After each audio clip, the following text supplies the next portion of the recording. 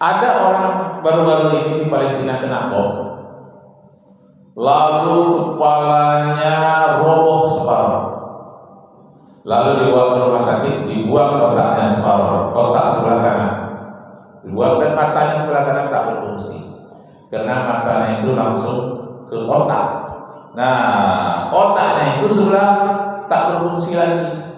Lalu dia diobati, sembuh sampai sekarang. Setelah dia sembuh, pikiran itu tak berkurang sedikit pun, padahal separuh otaknya sudah hilang, dan dia jadi normal seperti biasa, cuma matanya dia tidak bisa melihat. Nah, itu keanehan luar biasa terjadi di Palestina, bumi Isra Mi'rajnya Rasulullah, bumi Palestina. Kenapa? Karena Masjidil Aqsa terdapat di bumi Palestina. Itulah sebabnya umat Islam seluruh dunia harus membantu Palestina, karena terdapat masjid kedua yang mulia setelah Masjidil Haram, Masjidil Aqsa. Yang ketiga ya, pertama Masjidil Haram, kedua Masjid Madinah Nabawi, yang ketiga Masjidil Aqsa. Nah, itu kejadiannya. Otak manusia yang sudah hilang separuh, tapi tak mengurangi pikirannya seperti biasa. Masya Allah, itu satu keajaiban yang diberikan oleh Allah Subhanahu wa Ta'ala. Dan kemudian pada diri manusia ini luar biasa, menunjukkan bahwa batang tubuh kita ini bukan milik kita, tapi milik Allah Subhanahu wa Ta'ala. Kita tidak tahu, yang kita makan saja dulu, mana yang darah, hasil darah berasal dari makanan kita itu mana yang menuju otak, mana yang menuju kaki, menuju jantung, menuju paru-paru, kita tidak tahu. Allah yang tahu. Jadi kita ini belum tahu diri sesungguhnya, belum tahu diri. Itu sebabnya Imam Al-Ghazali mengatakan, man arafa nafsahu faqad arafa rabbahu. Siapa yang mengenal betul dirinya, dia akan mengenal sang pencipta dirinya. Kenapa?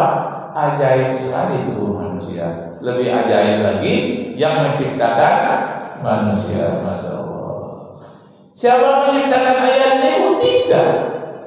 Ayah dan ibu itu hanya sebagai syariat, tapi sebagai hakikatnya itu dari Allah Subhanahu wa Ta'ala.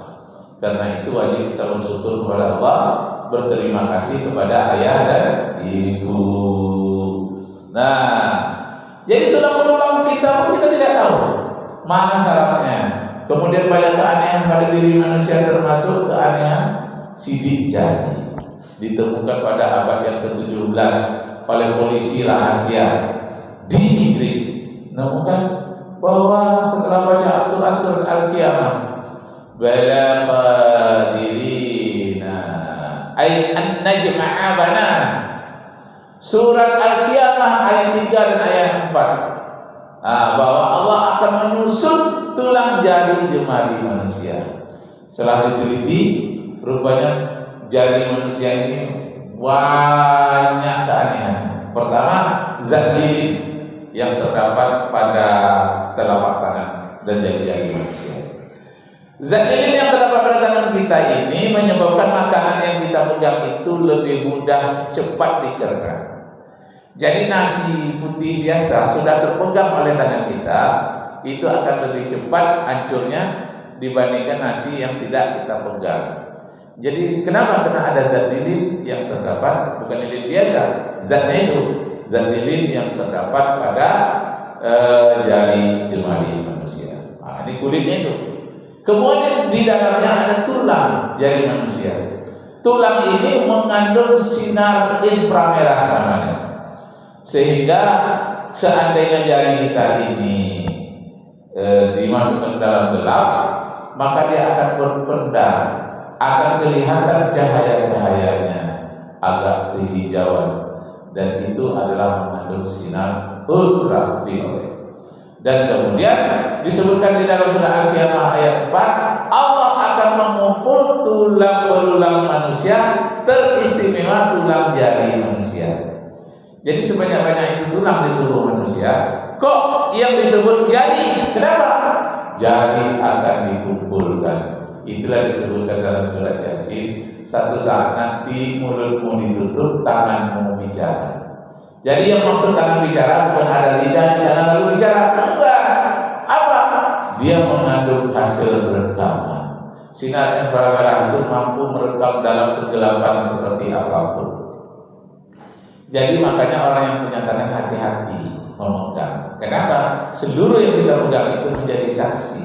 Seringlah kita memegang tasbih, seringlah kita memegang Al-Quran Karim, seringlah kita membantu orang, seringlah berbuat yang baik karena ada rekamannya dan dia akan berbicara. Nah, begitu juga kaki kita, kemana kita melangkahkan? Apakah kita langkahkan ke tempat diskotik? Apakah melangkah ke masjid? Apakah melangkah ke tempat-tempat yang lain? Itu ada rekamannya. Tangan dan kaki akan berbicara. Masya Allah. Yang mampu sekarang membaca yang telapak kaki, telapak tangan itu anjing pelacak. Nah, jadi orang mencuri, ada bekas jarinya, ada bekas telapak kakinya, itu mampu dibaca oleh anjing pelacak. Kemanapun orang mencuri itu lari, itu mampu dibaca oleh anjing pelacak. Nah, sedangkan anjing pelacak saja mampu membaca bekas-bekas yang dibicarakan oleh tangan dan kaki, apalagi para malaikat yang merekam kita, namanya malaikat raqib dan atid. Ma ladaihim illa raqibun atid. Tidak ada satupun yang luput dari rekaman dari malaikat raqib dan atid. Rekaman yang baik direkam oleh malaikat raqib, senama pula dengan saya ya. Yang tidak baiknya direkam oleh malaikat atid. Dan ar-raqib itu adalah bagian dari Asmaul Husna yang ke-41. Jadi lihat 41 nanti ada Ar-Raqibul Majidul Latif. Ada itu. Itu sebabnya kalau kita memberi nama anak dengan nama-nama Asmaul Husna, Rahman, Ar-Rahman, Ar-Rahim, tak boleh kita beri nama anak Rahim dan Rahman. Raqib tak boleh. Kalau mau dipakai juga tambah pangkalnya Muhammad atau Ahmad atau Abdul ya.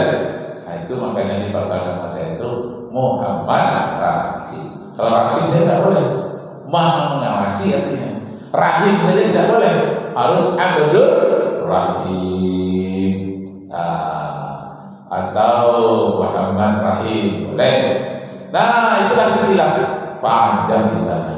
Kalau kita berikan tentang Isra dan Mi'raj itu. Besok kita sambung lagi selagi ada bulan Rajab. Semoga Allah Subhanahu wa taala meridai kita semua. Wabillahi taufiq wal hidayah. Wassalamualaikum warahmatullahi wabarakatuh. Udah kan sampai waktunya? Udah. Wow. Insyaallah. Alhamdulillah, terima kasih kepada Ustaz yang memberikan tausiahnya. Mudah-mudahan bermanfaat untuk kita semua. Amin ya rabbal alamin. Demikian, assalamualaikum warahmatullahi wabarakatuh. Waalaikumsalam warahmatullahi wabarakatuh.